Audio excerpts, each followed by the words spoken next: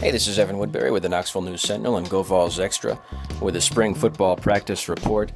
Tennessee does not practice today, Monday. They've started the practice season with 2 weekend practices, and after every practice we bring you we bring you practice footage from the sidelines, highlights from the sidelines just as soon as it's over.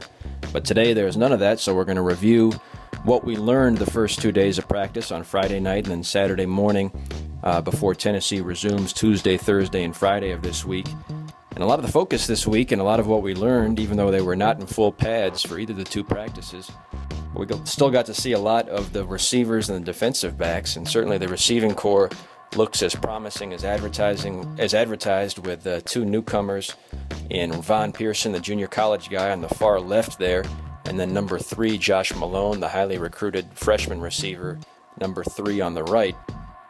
They've pushed some of the veteran receivers and really increased the overall depth and probably the overall speed and talent of the receiving core. You pair those two guys with some of the veterans that are returning, like Josh Smith, shown here, Marquez North, who we talked to for the first time this week, and then, of course, Jason Kroom, who has also looked very good in the first 2 days of practice. And that receiving core certainly looks like it has the talent to be better than it was a year ago, although depth still remains a concern. What Butch Jones has said is that those receivers are also pushing some of the defensive backs, and the improvement in the receiving core is ultimately going to improve the secondary because they're going to be going against better receivers, faster receivers day in and day out, and we saw that with Cam Sutton, who was perhaps Tennessee's best defensive back a year ago, even as a true freshman. He's been pushed in practice, and he's been beaten a couple times actually by Von Pearson in fairly high-profile moments. One that we saw with our own eyes during the media viewing period, and then another time that was replaying on a loop around the football complex the other day.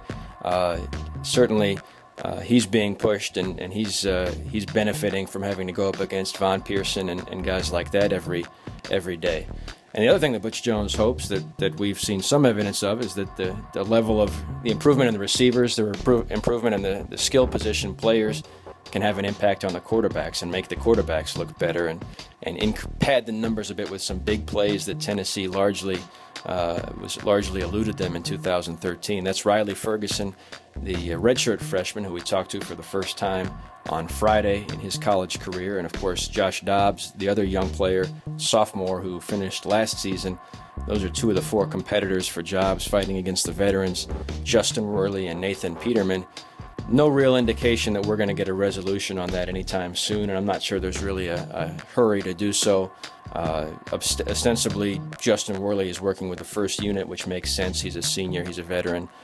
He didn't really lose the job last year, he just got hurt. So, I would see him going forward as the number 1 for at least the short term. The long term, obviously, Ferguson and Dobbs are both going to be in the picture, and that might not be resolved until August. So Tennessee practices 3 more times, Tuesday, Thursday, Friday, and then it breaks for a very long spring break, almost 2 full weeks, 14 days of spring break for the football team anyway, and they'll resume and then finish out spring practice leading up to April 12th, which is the orange and white exhibition game at Neyland Stadium. And you can find instant observations, notes and quotes, plenty of video interviews, and practice footage from the sidelines every day after practice on GoVolsExtra.com.